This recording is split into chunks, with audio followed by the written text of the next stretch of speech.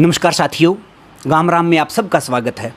और जैसा कि आपको पता है कि गाँव राम में हम हमेशा गांव की बात करते हैं, गांव की संस्कृति की बात करते हैं और गांव की प्रतिभा की बात करते हैं। तो आज हम एक ऐसी ही प्रतिभा के साथ हैं जिसको पूरा हरियाणा, और पूरा हरियाणा भी नहीं, मैं ये कहूँगा कि हर एक वो युवा जो अपने भविष्य के सपने देखता है और उन सपनों के पाने की वो उम्मीद में मेहनत करता है। तो सुनील बुरा जी हैं मेरे साथ, जो कि एक मोटिवेशन देने का काम भी करते हैं युवाओं को। कैसे इन्होंने खुद अपने जीवन में सफलता पाई, एक साधारण परिवार में जन्मे, एक गांव से उठ करके किस प्रकार से उन्होंने ये जो सफलता की बुलंदियां हैं ये हासिल की है, सब बातें आज सुनील जी से करेंगे। तो सुनील जी नमस्कार। नमस्ते। गाँव राम के सभी दर्शकों को मेरा राम राम, और प्यारी सी बोलते हैं ना कि देसी में राम राम। कैसे हो सभी? आई होप सारे अच्छे होंगे, कमेंट करके ज़रूर बताना। नमस्कार सर। सर, आपसे बातचीत की शुरुआत मैं यहाँ से करूँगा कि अभी आप उस मुकाम पे हो जहाँ आपको देख करके बच्चे सीख रहे हैं, पर मैं उन सुनील से बात करना चाहूँगा जो कभी और जो अभी हमारे बेरोज़गार युवा हैं उनकी तरह थे, उनकी तरह सोचते थे। किस प्रकार से आपने मेहनत की, किस प्रकार से आपने एक लक्ष्य रखा और उसको प्राप्त किया? सर, जब हम स्कूल में पढ़ते थे तो स्कूल में मैं मतलब ठीक थे, हम 2 टॉपर थे। जी। मेरे 10वीं में 88% है, +2 में भी लगभग अच्छे मार्क्स रहे, 80+। ग्रेजुएशन में थोड़े कम थे, पीजी में फिर इतने रहे हैं। एमएससी केमिस्ट्री हूँ मैं सर, नेट गेट और सीटेट एस्टेट है। तो लगभग कई एग्ज़ाम क्वालिफाई किए थे सर, जैसे 2009 में दिल्ली पुलिस में, उस समय मैं बीएससी फर्स्ट ईयर में था। बट मेरा एम था कि हम कुछ लेक्चरर बनने का सपना था कि लेक्चरर बनेंगे, क्योंकि टीचिंग में शुरू से ही वो था। तो हर एक इंसान में स्ट्रगल का फेस आता है, बट उस स्ट्रगल में हमें अपने माँ बाप के बारे में सोचना कि नहीं, हमें कुछ करना है। और ये सबके जीवन में आता है, ऐसा कोई आदमी नहीं है कि किसी के जीवन में ऐसा पड़ाव ना आए कि भाई मैं कुछ करूं, मैं असफलताएं मिल रही हैं। खूब हमसे भी नहीं हुए एग्ज़ाम। मैं खुद बता देता हूँ, मेरा पीसीएस नहीं निकला, मैं डिमोरलाइज हो गया। जी। मेरा पहली बार में नेट नहीं निकला, मैं डिमोरलाइज। दूसरी बार में भी नेट नहीं निकला। जी। तो इसमें कोई दोहराई नहीं कि असफलताएं आएंगी ज़िंदगी में। फिर लेकिन असफलता आए इसका मतलब ये नहीं कि हम सफलता का स्वाद कभी चख नहीं पाएंगे। जी। लगे रहना, डेडिकेशंस और पेरेंट्स की तरफ देख के चलना और अच्छे माहौल में रहना और पॉजिटिविटी के साथ तैयारी करना, यही सफलता का मूल मंत्र है। और पेशेंस सबसे ज़रूरी है, धैर्य सबसे ज़रूरी है। जी। सर, क्योंकि आजकल बच्चे क्या है, थोड़ी सी में डिमोरलाइज होते हैं। और जो सोशल मीडिया इन्फ्लुएंसर हैं, जो नेगेटिविटी ज़्यादा फैलाते हैं, उनसे दूर रहने की ज़रूरत है। क्योंकि जो बच्चे जॉब लगते हैं वो भी कभी ना कभी डिमोरलाइज हुए होंगे, बट उनमें खास बात भगवान का आशीर्वाद रहा है या वो पॉजिटिव रहे हैं, तो उस मुकाम को हासिल कर लेते हैं। कभी ना कभी देर सवेर मिल ही जाता है चाहने वालों को। तो सर ने बताया कि मेहनत हमें लगातार करनी है, धैर्य बनाए रखना है, और हमने जो लक्ष्य अपना रखा है उसको हम जरूर प्राप्त कर लेंगे। एक सुनील जी, मैं आपसे ये पूछना चाहूँगा कि एक युवा जो है जिसने +2 कर रखी है, BA कर रखी है या टीचिंग वाली कोई डिग्री कर रखी है, वो सपने लेके चलता है कि मुझे टीचर बनना है, लेकिन वो एग्ज़ाम तरह तरह की देता है। तो इसमें क्या हमने एक लक्ष्य जो निर्धारित कर रखा है उसी पे काम करना है, या कोई बीच में जॉब मिले या कोई और ऐसा मौका मिले तो उसे भी ज्वाइन कर ले? देखो इस सर, बारे में, क्योंकि बच्चे बहुत कंफ्यूज रहते हैं। देखो, आजकल दोनों हाथों में लड्डू रखने चाहिए। जी। मेरा मानना है कि कंपटीशन के साथ साथ तैयारी, मैं मेरी खुद की बता देता हूँ। मैं कोई हरियाणा में बोलते हैं बोर बिडाई नहीं, अगर मुझे कलरक या ग्रुप डी की भी मिल जाती तो मैं कर लेता, क्योंकि एमएससी पास था। लेकिन बेरोजगारी आजकल इतनी है, कोई भी इसमें दोहराई नहीं कि आपको जो मिले कर लो, उसके बाद अपने एम पे टारगेट करो। ये ज़रूरी नहीं कि आपको जो कुछ मिले और उसको छोड़ दो। ये मैंने गलती की थी सर, 2009 दिल्ली पुलिस वाली। जी। फिर बीच में एक बार एसएससी जीडी मेरा निकल गया था, एसएससी जीडी दूसरी बार निकल गया, तो एक एटीट्यूड में मैंने ज्वाइन नहीं की। बट उसका परिणाम मैंने 2019 तक भुगतना पड़ा कि आपको, क्योंकि पीजीटी की निकली मेरा नहीं हुआ, टीजीटी की निकली मेरा नहीं हुआ। बट अगर हमें जो मिलती है तो हमें ले लेनी चाहिए, उसके बाद फर्दर जो हमारा बड़ा टारगेट है उसको अचीव कर लेना चाहिए। बीच में कोई एटीट्यूड नहीं आनी चाहिए, मैं तो यही बोलूँगा। और मैं सफल नहीं हूँ सर कि मैं जॉब लग गया तो सफल हो गया।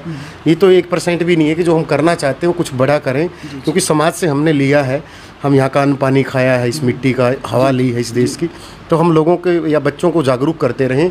क्योंकि देखो, क्रिटिसाइज़ करने वाले आपको मिलेंगे कि जॉब मिल गई है तब बात आती है, ये आता है। उनका काम है कहना, क्योंकि भगवान ने कुछ लोग चुगली के लिए बनाए हैं, वो करने दो। बट जो हमें करना है ना, वो हमें करता ही रहना है, ताकि मेरे से अगर एक बच्चा भी मोटिवेट है कि पढ़ता है और उसकी लाइफ बन जाती, तो मैं अपने आप को धन्य समझूंगा। और आप बोले हो कि टारगेट बड़े होने चाहिए, टारगेट पहले छोटे छोटे अचीव करो, उसके बाद बड़े टारगेट की तरफ छोड़ना नहीं है, देर सवेर मिल जाएगी। बस हारने वाले को एक लाइन बोलता हूँ कि हारने वालों का भी अलग रुतबा होता है, मलाल वो करें जो रेस में शामिल नहीं थे। अगर आप हार रहे हो 1-2 नंबर से तो कोई बात नहीं, अगली बार ले लोगे, उससे अगली बार ले लोगे। भाग तो लिया आपने, कोशिश तो की। अब जो जिनके नंबर ही 100 में से 40 आते हैं, सबसे ज़्यादा बकवास वो करते हैं और वही समाज में नेगेटिविटी फैलाते हैं। जो बच्चा 1-2 नंबर से रहता है वो कभी भी किसी भी बच्चे को डिमोरलाइज नहीं करता। वो बच्चा हमेशा पॉजिटिव बात करेगा, नहीं यार अगली भर्ती में देख लेंगे। जब एग्जाम आएगा तो वो टूट पड़ेगा उस पर शेर की तरह, भूखे शेर की तरह, और वो ले मरता है। अभी देखा होगा पीछे भी 5000 पुलिस की भर्ती हुई थी, या CGL अब 2019 का रिजल्ट आया, या 400 सब इंस्पेक्टर अब लगे, या कांस्टेबल में लड़कियां जाएंगी, लड़के जाएंगे, दुर्गा शक्ति में जाएंगे। कांस्टेबल का रिजल्ट बहुत जल्दी आने वाला भी है। तो क्या ये लड़के कहीं और से आए हैं? ये भी तो हमारे समाज का हिस्सा है, ये भी तो किसी लाइब्रेरी में पढ़े हैं, ये भी तो किसी आपके और मेरी तरह गरीब फैमिली से आए हैं जिनके बाबा खेती बाड़ी करते हैं। तो जब ये कर सकते हैं तो आम बच्चा क्यों, ये भी तो आम बच्चे थे ना। तो सारे कर सकते हैं, बट ये है कि करने की लगन होनी चाहिए कि हम कर सकते हैं, बस दैट्स इट। तो सुनील जी वो सारी बातें आप तक पहुंचा रही हैं जो इन्होंने झेला है, जो ये सोचते हैं। अभी एक टीचर के तौर पे, एक प्रोफेशनल होने के तौर पे हर जगह सुनील जी अपनी जो सेवाएं हैं वो 100% जिसको देना होता है वो दे रहे हैं। एक सर आप इन जॉब्स के अलावा, ये आप जो एक बच्चों को मोटिवेट कर रहे हो, इसके अलावा भी एक सामाजिक दायित्व जो होता है वो भी आपने अपना रखा है। मैंने अभी थोड़े दिन पहले देखा, एक बूढ़ी माँ का घर टूटा हुआ था और आपने वहाँ जाके मदद की, या वो ये प्रेरणा या ये कैसे सोचा आप ऐसे सोच पा रहे हो? सर मैं खुद भी एक टूटे मकान से आया हूँ। मेरी फैमिली बहुत, मतलब मैं मेरी नानी के पास रहा हूँ, और मैं बहुत जो बोल देते हैं कि एक्स्ट्रा मार्क्स के नंबर से लगे हैं, क्योंकि हमारे सोशल इकोनॉमिक के नंबर मिलते हैं सर। जी। तो मैं उनको बता देना चाहता हूँ, किसी के हालात देखे बिना किसी को क्रिटिसाइज नहीं करना चाहिए। मैं भी टूटे हुए मकान से आया हूँ, मेरे पिताजी शराब पीते थे, मैं नानी के पास रहा हूँ बचपन से, तो मैंने वो ज़िंदगी में हर चीज़ देखी है जो किसी बच्चे ने शायद ही देखी होगी। तो वहाँ से मेरे अंदर एक टीस है कि मेरे जितना पास हो, अगर मेरे जॉब में 500 रुपये भी हैं और किसी को 500 की ज़रूरत है तो मेरा मन ये नहीं कहेगा कि ना दे। वो आपको गरीबी से मिलता है, जहाँ आपसे उठे हैं। तो किसी का फ़ोन आया था कि इसको पैसे की ज़रूरत है, तो मेरे पास उस समय रियलिटी में पैसे मेरे जो अकाउंट में थे वो 30,000 के आसपास थे, तो उनमें से मैं 21,000 रुपये उस ताई को दे आया और एक वीडियो बनाई कि कुछ हेल्प हो सके तो इस ताई की मदद करना, आसपास के और भी लोग, आसपास के और, तो उसकी मदद कर रहे हैं। और कल मैं जो एक भट्टे वाला जानकार था उसको भी बोलाया कि वहाँ पर ईंट ऐसे डालना, मैं कुछ होगा तो पे कर दूंगा आता जाता, लेकिन उसकी सस्ते में और उसका घर बनवा देना। तो सर ये जो प्रेरणा मिलती है, समाज में जो बेहतर लोग रहे हैं उनसे प्रेरणा मिलती है कि वो भी कुछ समाज में करके गए थे, हम भी कुछ बेहतर करें। तो बस एक फ्लो बन गया सर, और मज़ा आ रहा है इस काम में। बहुत दिल से आपको सैल्यूट है, सलाम है, और ऐसी सोच को कि जो खुद कामयाब हैं और दूसरों और लोगों को के लिए प्रेरणा का स्रोत बने हुए हैं।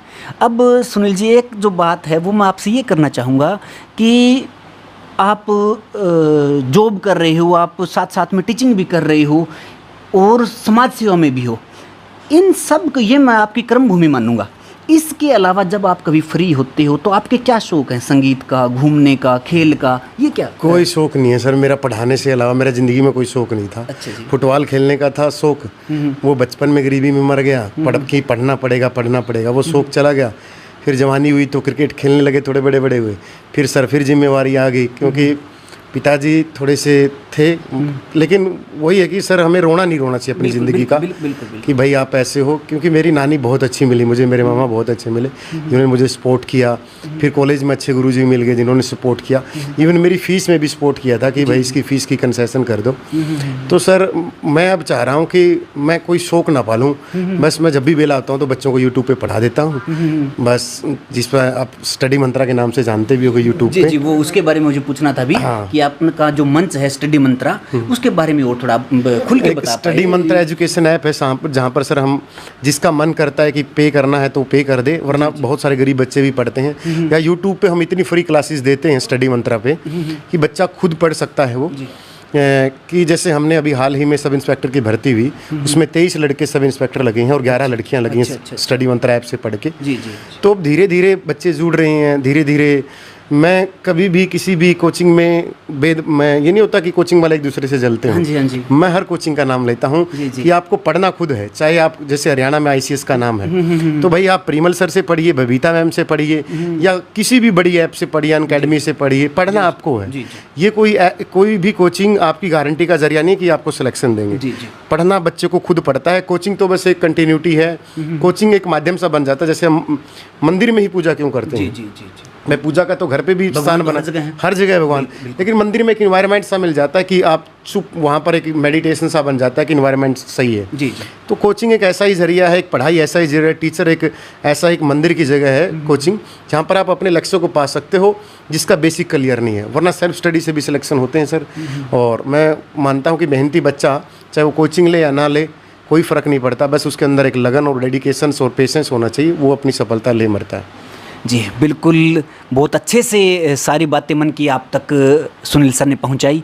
एक आज का जो युवा है सर, जो लगा हुआ है दिन रात मेहनत करने, उसको एक संदेश कोई भी। बस मैं यही बोलूँगा, देर सवेर भगवान सबकी सुनता है, डटे रहना ज़िंदगी में हमेशा। और गरीबी सबको होती है, अमीरी मजाक भी उड़ाते हैं जिनके घर में 2-4 किल्ले हों, 2-4 एकड़ ज़मीन हो, वो मजाक भी उड़ाते हैं तेरा बैकग्राउंड क्या है। तो उन्हीं से एक ही बात पूछा करो, आप कभी राष्ट्रपति के ख़ानदान से आते हो क्या, या प्रधानमंत्री के ख़ानदान से आते हो, या बहुत बड़े अमीर हो, तो वो जो अमीरियत है उनकी जगह है। इन ऐसे लोगों को इग्नोर मारो। और हमारी गरीबी हमारे मजबूती होनी चाहिए कि हम यहाँ से उठ के बड़े लेवल पर जाएंगे, यहाँ से उठ के हम कुछ बड़ा करेंगे। और जब आप नीचे से उठकर कुछ अच्छा करते हो तो ताली बजाने वालों की संख्या बहुत ज़्यादा होती है उनके कंपेयर में, जो पहले से ही स्टेबल हैं और कुछ थोड़ी सी ज़्यादा स्टेबिलिटी गेन कर लेते हैं। तो जो बच्चे डिमोरलाइज होते हैं उनको मैं यही बोलूँगा कि जो लोग सफल हुए हैं वो भी, उनके भी पैर कभी डगमगाए होंगे, वो भी कभी हताश हुए होंगे, वो भी कभी निराश हुए होंगे, उन्होंने भी कभी ज़िंदगी में सोचा होगा चल क्विट कर देते हैं। बट भगवान का एक आशीर्वाद होता है कि वो गरीबों की सुनता है और मेहनतियों की ज़रूर सुनता है। बस सर वो लगे रहें और अपना 100% दें, दिल से साफ रहें, बस कंटिन्यूटी लगातार बस बनाए रखें, सफलता ज़रूर मिलेगी। तो बहुत बहुत धन्यवाद सुनील जी आपका। आपने अपने जीवन का, अपने संघर्ष की जो आपने कहानी बताई है। साथियों, सुनील जी ने जो जिया है वो आप तक बताया है। संघर्ष करते रहना है, लगन से हमें मेहनत करते रहना है और कामयाब हम होंगे। और भी गांव की प्रतिभा, कल्चर, संस्कृति के किसी अन्य विषय के साथ फिर आपसे मिलेंगे। तब तक के लिए नमस्कार, धन्यवाद।